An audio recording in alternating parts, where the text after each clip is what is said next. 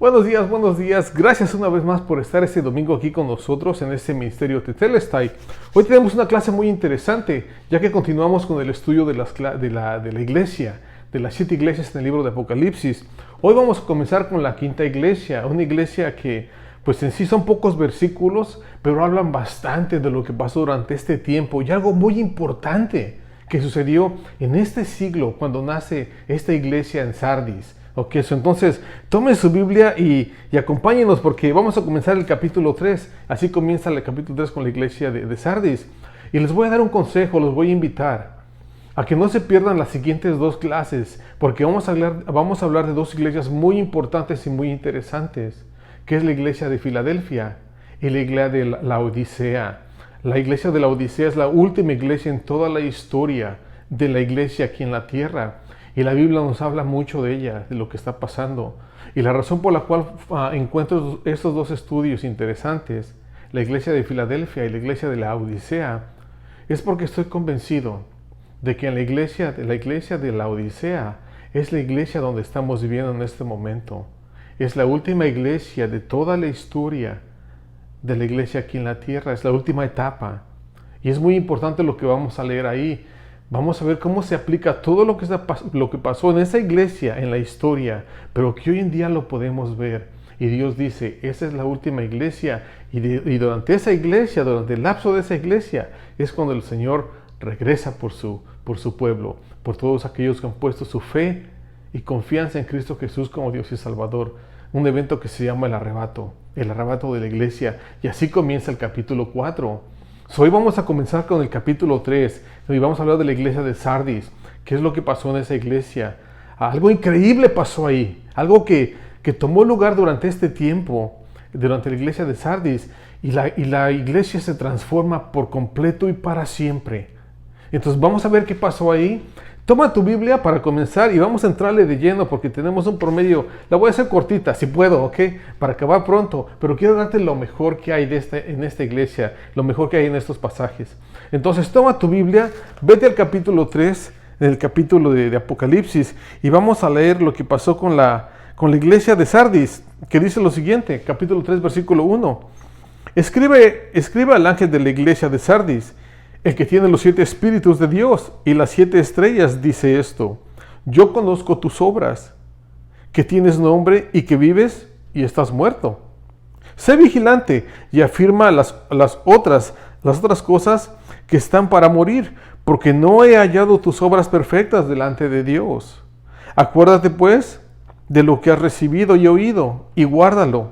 Arrepiéntete, pues si no velas, vendré sobre ti como ladrón, y no sabrás a qué hora vendré sobre ti.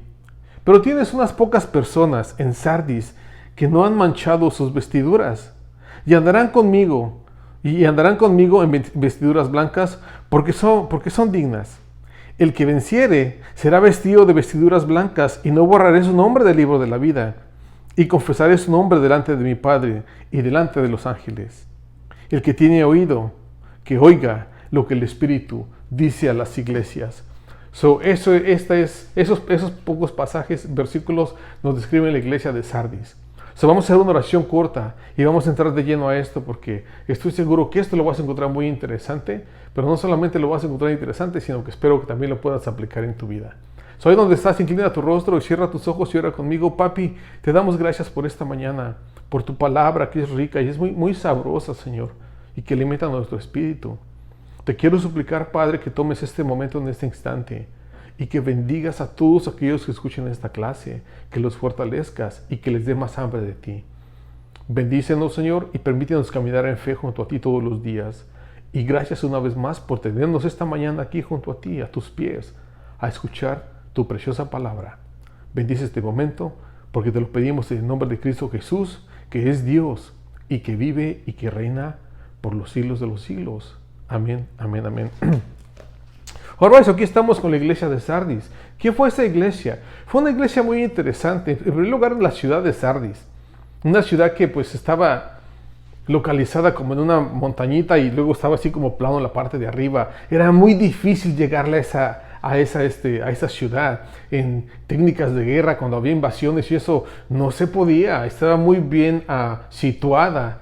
y se podían defender muy bien. Entonces era una ciudad que pues tenía hasta cierto punto mucha seguridad, pero tenía un pequeño problema. Esa ciudad era muy pagana también, tenía muchos problemas de paganismo. Tenía a dos templos grandísimos ahí, uno que era para Apolos, que es supuestamente el dios del sol, y tenía también otro a una diosa que se llamaba, ¿cómo se llamaba?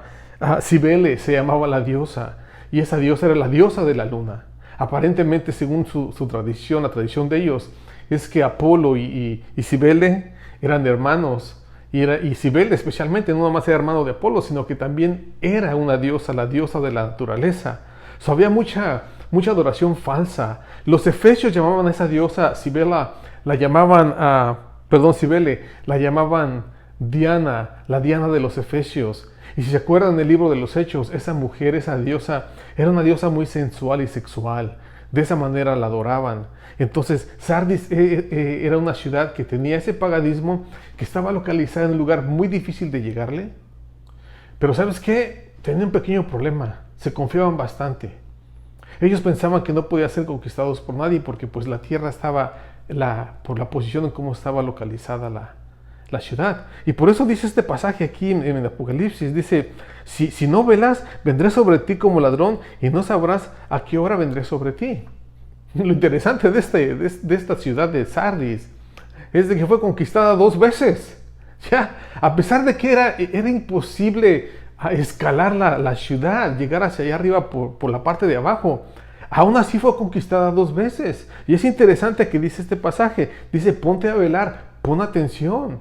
La historia nos dice que 2 veces fue conquistada, no solamente por los persas, el rey Ciro fue el que la conquistó, también la conquistaron los griegos a través de Alejandro Magno, Alexander the Great, y los romanos llegaron también y la conquistaron.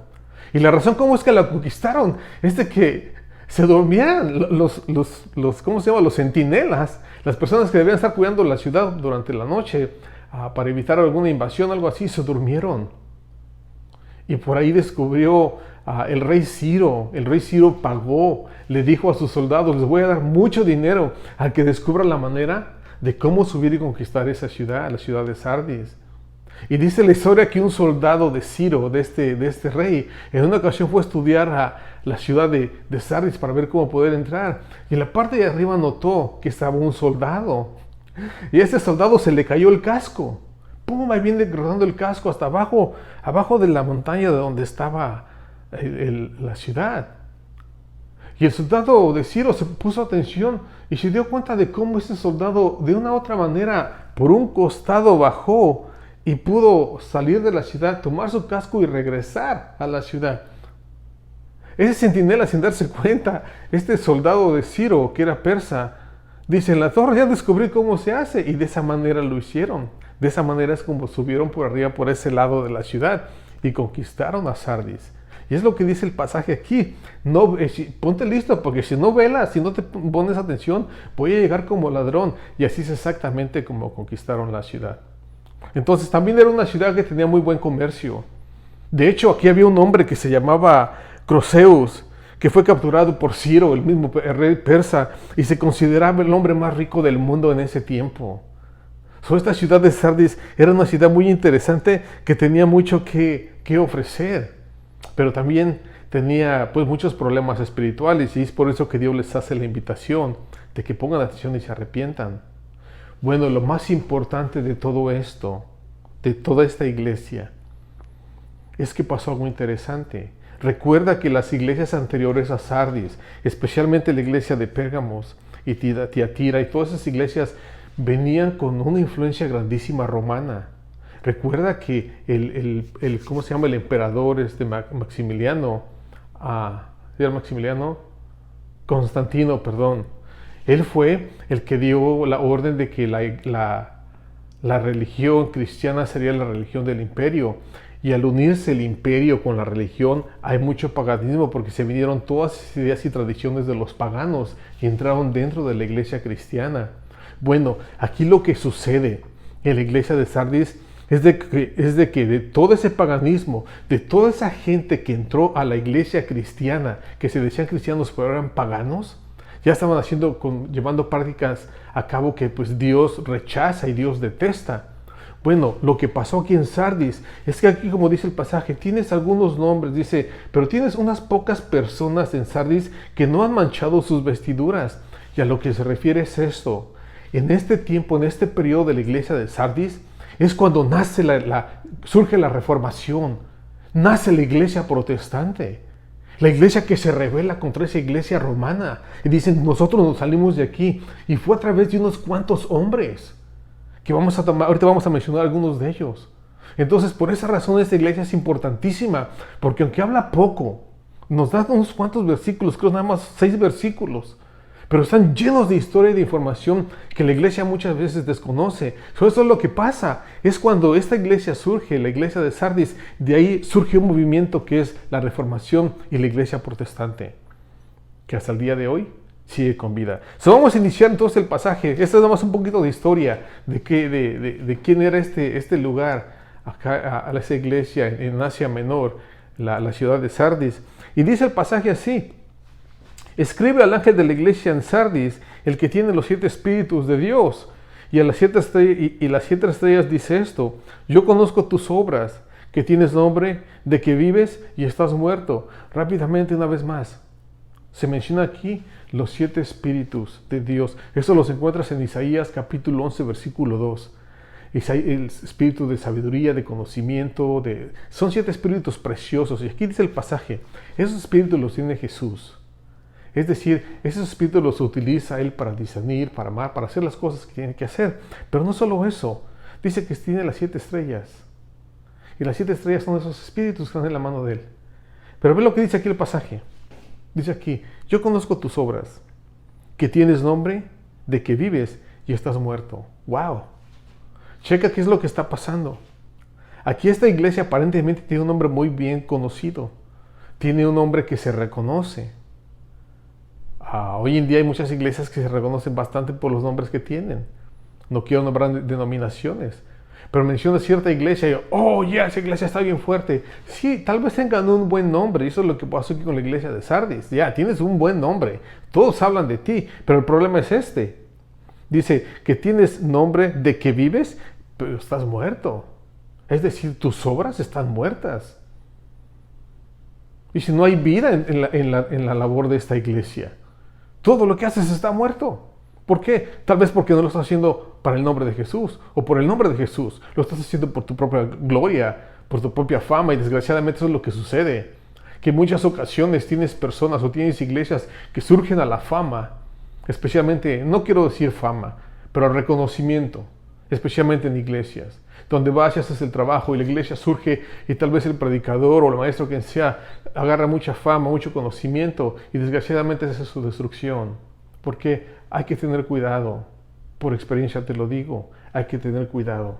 Cuando ya la gente te empieza a exaltar, cuando te empiezan a ver bien y te empiezan a echar porras a ti y ya Dios toma un segundo lugar, ten cuidado, porque ¿sabes qué sucede? Todo lo que hagas no lleva vida. Se va a desplomar. Y eso es lo que pasó aquí con esta iglesia en Sardis. Sigue diciendo el versículo 2, sé vigilante y afirma las otras cosas que están para morir, porque no he hallado tus obras perfectas delante de Dios. Y eso es algo importantísimo. Esta iglesia, a pesar de todo, aunque estaba trabajando y estaban, no sé, desde ese momento todavía estaban pensando en deshacerse, en salirse de ese movimiento romano cristiano, si lo quieres llamar así. Porque recuerda, no era cristianismo 100%. Era un cristianismo mezclado con paganismo que venía del Imperio Romano. Entonces aquí dice el pasaje, sé vigilante y afirma las cosas que están por morir, porque no he hallado tus obras perfectas delante de Dios. Y recordemos esto, iglesia, especialmente aquellos que sirven en el ministerio. Todo tu trabajo Dios lo está observando. Y lo va a poner a prueba, dice la Escritura en Corintios, algún día.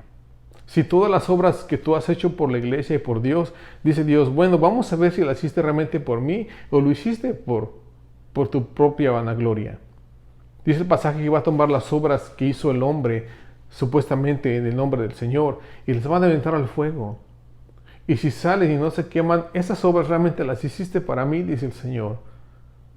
Y vas a recibir una recompensa. Pero si toman las obras que hiciste supuestamente para el Señor, las avientan al fuego y no salen, dicen, ¿sabes qué? Esas las hiciste para tu vanagloria. Y es lo que dice aquí el pasaje. No he hallado tus obras perfectas delante de Dios. Entonces, con cuidado, esta iglesia tuvo ese problema aparentemente. Hacían las cosas y la obra de Dios, pero la hacían para su propia vanagloria. Sé vigilante, afirma, es lo que dice el pasaje. Y eso le dijo a la iglesia, sé vigilante, porque tú no sabes cuándo voy a venir por ti. Y realmente, iglesia, wake up, despierta, iglesia. Tú no sabes cuándo va a regresar el Señor. Puede ser el día de hoy, mañana o dentro de un mes, no lo sé. Pero aquí nos invita y nos dice la palabra, manténganse vigilantes porque no saben cuándo voy a venir. La palabra en Mateo 24, 25, uno de esos dos capítulos, nos dice que va a llegar como ladrón de noche el Señor cuando venga por nosotros. Nadie lo va a estar esperando. Si supieras cuando viene un ladrón a tu casa, estarías ahí esperándolo y con qué defenderte. Pero en este caso dice, ponte listo porque voy a llegar como ladrón y nunca te voy a avisar, no te voy a decir cuándo es. Iglesia, seamos vigilantes. El tiempo se está acabando. Dios en su gracia nos habla en esos pasajes y nos dice, no solamente advertí a Sardis, le voy a advertir a Filadelfia y también a la Odisea porque yo vengo pronto. Y es lo que dice aquí. Entonces, sé vigilante, mantente en oración, mantente en comunicación con Dios a través de la oración y a través de la escritura, a través de la lección, de leer la palabra. De esa manera es que te mantienes vigilante. Tu espíritu va a estar listo todo el tiempo. Y el mundo, o lo que es tus malos deseos, no van a tener fuerza sobre ti. Porque la palabra de Dios y el Espíritu están gobernando tu vida. Entonces sigue diciendo el versículo 3. Acuérdate pues de lo que has recibido y oído. Y guárdalo. Y arrepiéntete. Pues si no velas, vendré sobre ti como ladrón. Y no sabrás a qué hora vendré sobre ti. No, checa bien. Aquí el Señor nos habla de algo muy bonito. Dice, acuérdate pues de lo que has recibido y oído. Y guárdalo y arrepiéntete.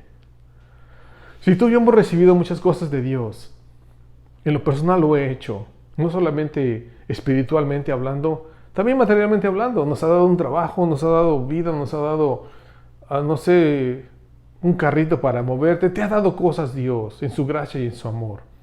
Dice, toma, te he dado todo eso. Y dice, acuérdate de lo que has recibido, pero más que nada, lo más grande que hemos recibido de Dios es la salvación en su Hijo Jesucristo.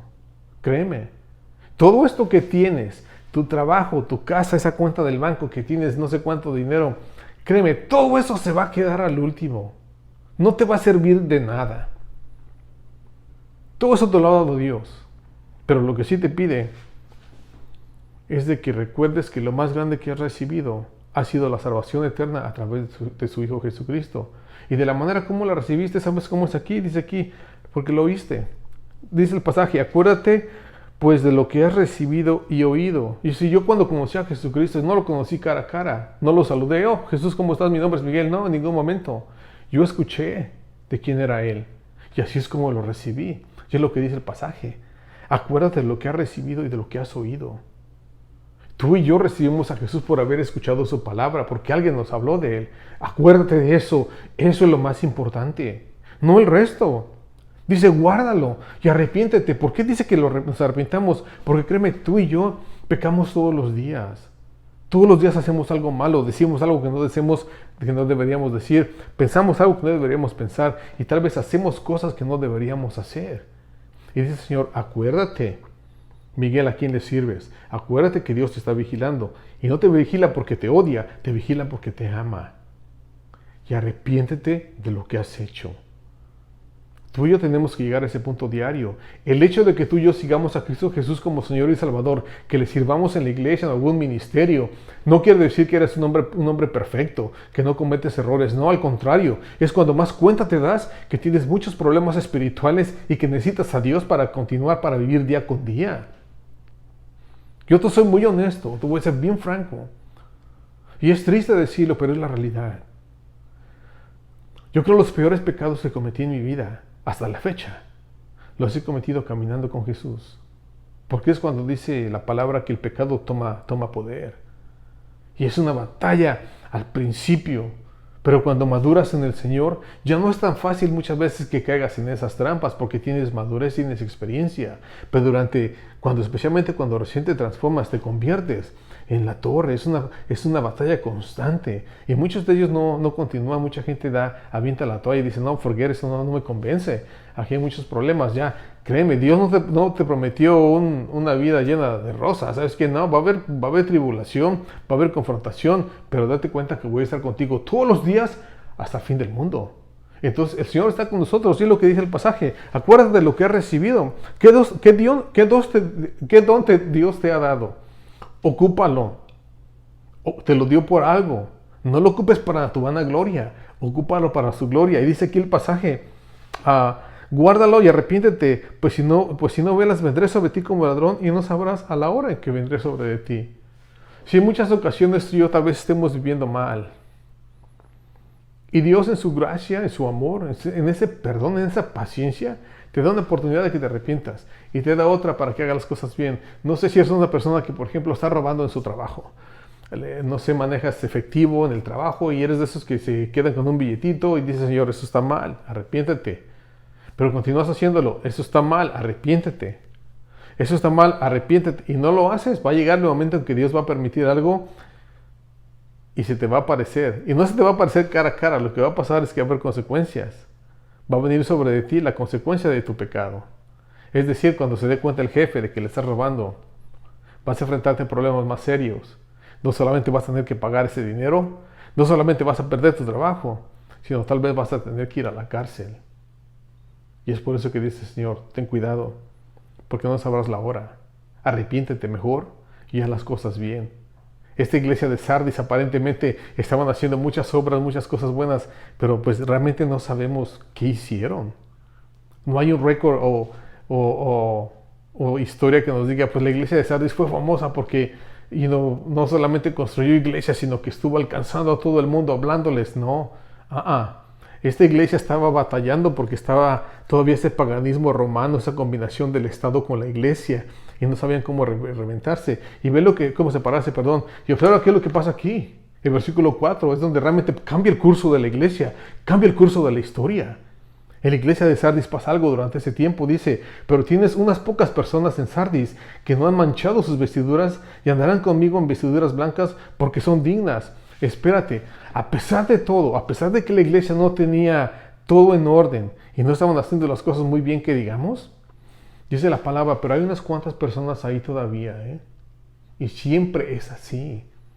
No importa qué tan grande esté la corrupción, qué tan grande esté la maldad en el mundo entero, Dios siempre tiene un grupito de personas listos para hacer su voluntad. Y son personas que se han entregado a Él, son personas que son sólidas en su fe. Y aquí vemos eso. Aquí es donde surge la reformación, donde surge la iglesia protestante. ¿Por qué? Porque van a empezar a gritar y a defenderse y a atacar esa falsa enseñanza de ese tiempo. A este tiempo, lo creas o no, ya era tanta la corrupción, si quieres decirlo de esa manera, dentro de la iglesia, donde todo se vendía. Especialmente en ciertas iglesias mundiales o las primeras iglesias, donde se vendían los títulos. Quieres hacerte obispo, quieres hacerte cardenal, quieres hacerte esto, te cuesta tanto, págame aquí, págame allá. Se vendía todo, ya las cosas de Dios se vendían, las cosas espirituales, y eso estaba mal. Y es aquí donde surge un hombre, un señor, en Alemania, que se llama Martín Lutero o Martin Luther. Él surge y escribe una tesis de 99 puntos y los pega en la puerta de la iglesia y dice, esto está mal y esto hay que reformarlo, hay que transformarlo. Y esa fue ahí comienza, de ahí viene el nombre del protestantismo, porque él protestó en contra de todo esto. Y no solamente fue él, hay dos personas que realmente son dignas de reconocimiento por el trabajo que hicieron, porque gracias a esas dos personas, hubo más, ¿ok? Ahorita vamos a ver que hubo varias personas, pero hubo dos en especial que realmente se encargaron de agarrar este movimiento de la reformación de la iglesia protestante y la lanzaron con ganas. Uno de ellos fue Martín Lutero y el otro fue John Calvin. Son dos personas que dieron todo lo que tenían y ellos tuvieron mucha influencia en la buena iglesia, y de ahí, ¡pum!, surge la separación de lo que es la iglesia protestante de la iglesia católica. Se separan, protestan. John Calvino y Martín Lutero, especialmente Martín Lutero, dice, no, esto está mal en la iglesia, y surge. Y de ahí comienza el movimiento de la Gran Reformación. Y es gracias a ese movimiento de que tú y yo, con el pasar del tiempo, podemos tener una Biblia en las manos, podemos tener una Biblia en nuestro idioma, pasaron muchas cosas con esta reformación.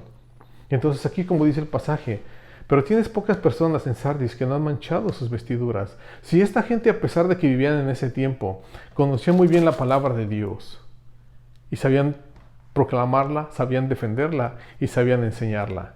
Y eso es lo que pasó con ellos. Que hasta el día de hoy, tú y yo, si te doy un consejo, si algún día quieres hacer un estudio precioso, por ejemplo, en el libro de los Romanos, yo creo que uno de los mejores comentarios es el de Juan Calvino, John Calvin. John Calvin escribió tiene en el estudio en el libro de los Romanos, yo creo que es uno de los mejores. Yo he leído pedazos, no todo, pero créeme que si es un hombre que tenía mucha sabiduría, Dios lo bendijo de esa manera. Veía las cosas, veía la palabra, veía cosas que tú y yo no podemos ver con simplemente hecho de leerlas. No, él tenía ese don de poder ver lo que estaba ahí detrás de las palabras. Estos son los hombres. Hubo algunos otros. Yo los llamo el grupo de los Juanes, de los Johns, porque fue John Calvin, uno de ellos. Hubo otro que se llamó... ¿cómo se llamó ese señor, verás? Había John Calvino, John Wesley, otro John Wesley. Ese John Wesley también, él estuvo en Inglaterra. Él lo llamaban como el santo o el cristiano de Inglaterra, porque también fue otro John que le echó ganas. Otro que se llamaba John Knox o Juan Knox, él estuvo en Escocia. También otros de los que se pegaron a este movimiento de la Reformación y empezaron a atacar todo esto en Europa, en Escocia y en Inglaterra. Date cuenta que este movimiento surge en Europa y después lo mandan para acá. Ahora quiero que entiendas algo muy interesante. En los Estados Unidos de Norteamérica, aquí, no llegó el catolicismo, si te das cuenta. Llegó la iglesia protestante. Llegaron los europeos y son los que fundaron este país. De México para abajo, para Sudamérica, Centroamérica y Sudamérica, llegó el catolicismo. ¿Sí te das cuenta de eso? Como es por esa razón que de México para abajo, todo lo que es Sudamérica es muy católico. Esa es la tradición, esa es la iglesia que llegó ahí. Pero en Estados Unidos de Norteamérica y el norte llegó la iglesia protestante. Es por eso que cuando aquí en Estados Unidos, por ejemplo, yo vivo aquí en San Diego, hay muchas iglesias protestantes. Se cuentan las iglesias católicas. Son muy pocas. Pero iglesias protestantes están por todos lados. ¿Por qué? Porque este país fue fundado en eso. En una iglesia protestante. Ellos llegaron aquí proclamando un Jesucristo muerto y resucitado. Y es lo que proclamaban. Y si quieres algún día leer la Constitución de los Estados Unidos, vas a ver de cómo Dios en la Constitución te da el derecho de adorar a quien tú quieras. No te forza a decir, vas a adorar a esta iglesia o a este Dios y vas a ir a esta iglesia por eso. No, en ningún momento. La Constitución lo que tiene te da ese derecho de adorar al Dios que tú gustes. ¿Por qué? Porque cuando los protestantes llegaron aquí, ellos sabían muy bien, el que tú forces a una gente a hacer algo que no quiere no es bueno para la nación. Ellos venían corriendo de una persecución también religiosa, de que se rebelaron y se puso la cosa seria.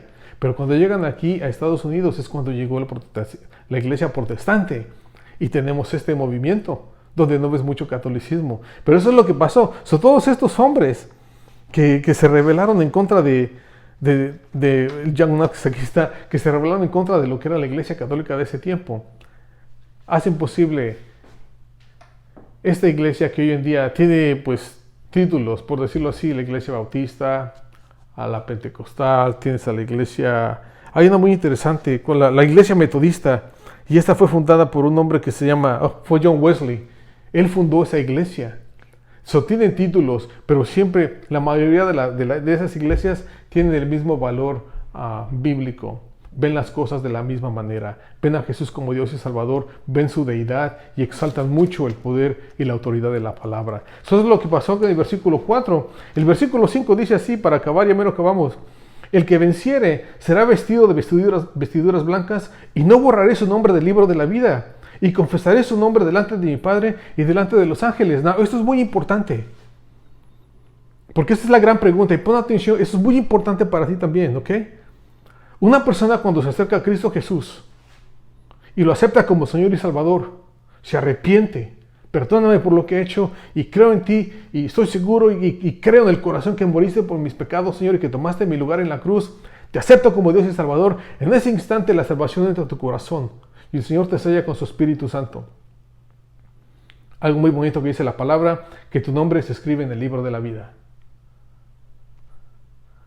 Cuando llegues al cielo, se va a abrir un libro, que ese es el libro de la vida. Y así, ¿cómo te llamas? Miguel Reyes. Miguel Reyes. Aquí es su nombre. Pásale. Tú aceptaste al Señor allá abajo, en la tierra. Por lo tanto, tienes derecho de estar aquí. Pero si tu nombre no está en ese libro de la vida, tú no tienes invitación a ese lugar. Y te vas a ir al infierno. Así de simple. Me gusta mucho esto que dice el pasaje.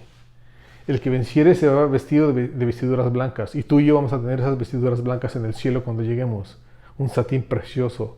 Nos van a vestir de blanco porque nos vamos a casar con el Señor Jesucristo. Nosotros somos la novia. Y dice así, y no borraré su nombre del libro de la vida. Ah, caray. ¿So lo que me estás diciendo, Señor, es que puedes borrar mi nombre? Porque si puedes borrar mi nombre del libro de la vida, eso significa que puedo perder mi salvación. Pero ¿cómo puedo perder mi salvación si la salvación está basada en lo que tú hiciste, no en lo que yo hice?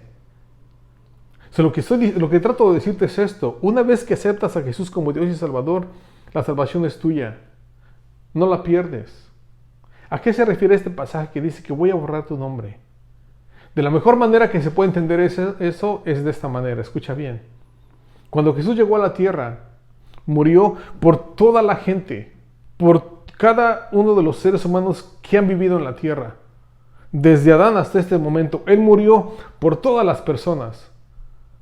Y algunos teólogos lo ponen de esta manera, muy bonito, me gusta mucho su idea. Desde ese momento Dios escribió su nombre en el libro de la vida, porque Él murió por todos.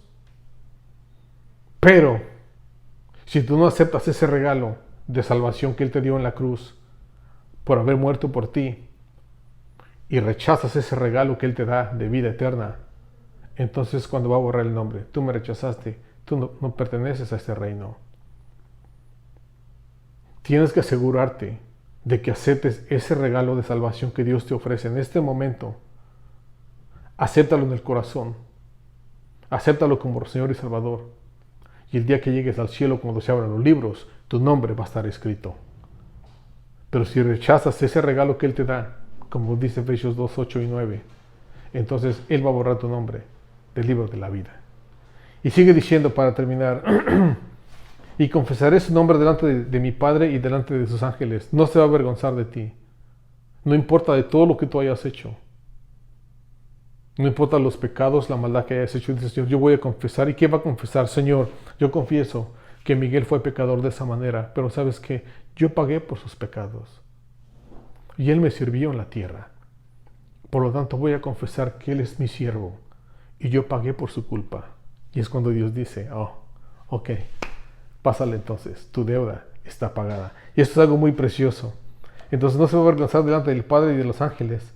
Y así termina el pasaje una vez más. En que tiene oído que oiga lo que el Espíritu dice a las iglesias. Bueno, espero que hayas escuchado lo que te dijo la palabra en este momento. Una iglesia cortita, chiquita, el mensaje corto, pero muy certero, muy poderoso. Espero que lo hayas aceptado y que tú escuches lo que Dios te hace, la invitación que te hace de que aceptes su salvación. Y si estás dispuesto, haz esta oración conmigo en este momento. Y por la autoridad que nos da la palabra, créeme, te puedo asegurar que si lo haces de corazón, Dios te va a aceptar en su reino en este instante. Dice así, Padre, te quiero pedir que me perdones por mis faltas y pecados, por todo lo malo que he hecho toda mi vida.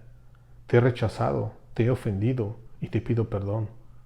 Me arrepiento de mi maldad, de todos los robos, de todas las mentiras, de todo lo que he hecho. Perdóname, Señor, límpiame. Y en este momento te suplico que me aceptes como tu hijo. Yo te acepto y creo que viniste a morir por mí, que tomaste mi lugar en la cruz y que derramaste tu sangre para mi perdón de mis pecados. Y en ese momento te acepto como Señor y Salvador. Vive en mí para siempre, Señor, y cuando muera llévame junto a ti. Te doy gracias por tu bondad, por haber muerto por mí y por aceptarme como tu hijo. Acepta mi oración Y te lo pido que lo hagas en el precioso nombre de Cristo Jesús, que es Dios y que vive por toda la eternidad. Amén, amén, amén. Si hiciste esta oración con fe, la hiciste de corazón, Dios en este instante acaba de escucharte y te acaba de aceptar en su familia. Lo creas o no, ya te puso algo, ya puso algo a ti, dentro de ti, que se llama el Espíritu Santo. Y ahora le perteneces a Él. Sigue caminando con Él, continúa caminando. Esto es el comienzo solamente. Te voy a aconsejar que te consigas una Biblia, que le empieces a leer y a conocerlo, y que Él te conozca y que te enseñe más que nada lo que hay en su palabra. Sigue creciendo en Él. Y para los demás que ya tenemos tiempo caminando con el Señor, hagamos lo mismo de siempre. No dejen de hacer la oración todos los días. No dejen de estar leyendo la palabra. Y continúen compartiendo el Evangelio con todo el mundo, porque honestamente el Señor se acerca pronto. Gracias una vez más por estar aquí conmigo. Se fue cortita la clase. Bueno, creo que se fue cortita. Espero la hayan disfrutado. No se pierdan a las dos que siguen. La iglesia de Filadelfia y la iglesia de la Odisea, que son unas iglesias muy interesantes. ¿Okay? Entonces lean. Nos vemos la semana que entra. Que Dios los bendiga. Que Dios los prospere. Y nos vemos hasta la próxima. Hasta pronto.